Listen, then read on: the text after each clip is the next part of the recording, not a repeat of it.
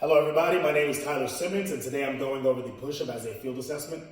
The push-up as a field assessment is to test local muscular endurance of the upper extremity.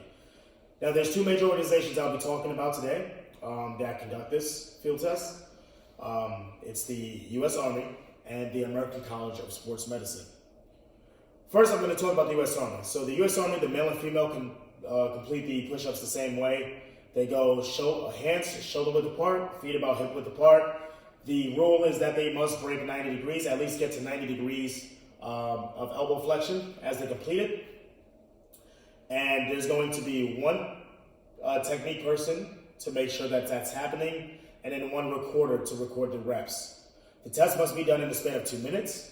So the person executing the reps that is being tested is completing as many reps as they can in a matter of 2 minutes. So just to show you what that rep looks like. Hands are going to be shoulder width apart, feet about hip width. Elbows must get to about 90 degrees, and then a full lockout at the top.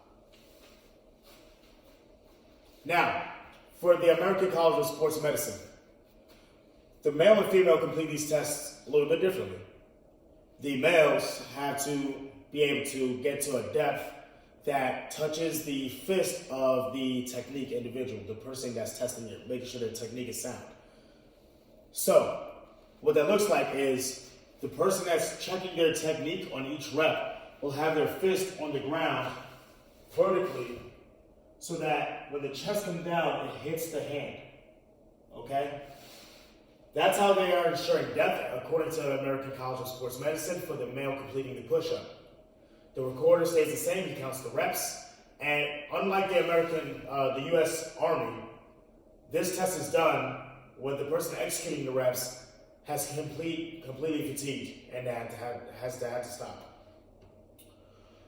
Now, with the females, the thing that changes with the females in the American College of Sports Medicine, when they're doing this test, they're not in a standing push-up. They're going to go from a knees bent position, from a kneeling position. You want to get a foam roller that's about 4 inches diameter to ensure depth. On this, it's going to be a little bit different than the males with the fist.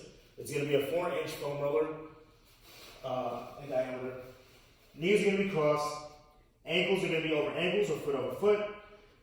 Same thing, hands are going to be shoulder width.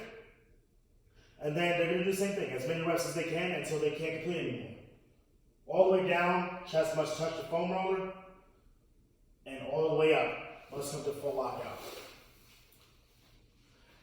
Now, is that test a reliable test? Is it a valid test? Does it have great validity? Well, according to a study done in 2018 by Hashim and other researchers, they found that it's actually more beneficial in terms of testing local muscular endurance for the males to complete this assessment as protocol. And it's probably more beneficial to have females of college age in their 20s to have their knees bent if they're on the weaker side in terms of increasing that reliability and validity to the assessment.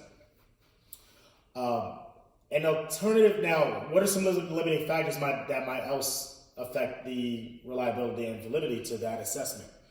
Well, you could name a few. Mobility. We can talk about limb length. So somebody with really long wingspan that has to go shoulder width might not be the most reliable source to tell you how they compare to somebody with maybe shorter limbs that doesn't have to travel as far. We see this a lot with taller athletes and shorter athletes, on the squat or things like that. So these are certain factors that might come into play in terms of what might be the limiting factor to the reliability or validity to the assessment. However, for the most part, it is considered a reliable and valid source of testing. Now, if you're not able to do a standard push-up or the knees bent position in which the foam roller makes contact with the chest, as in the ACSM, another alternative to that would be an elevated push-up where you can have a higher surface for the push-up to be completed on. So that just takes out some of the tension and resistance of gravity pushing down on the individual. So that way they can complete more reps. And you might want to make that a little more of your coaching assessment and work them up to the initial assessment guidelines made by the U.S. Army or the ACSM, which has been completed standard for years.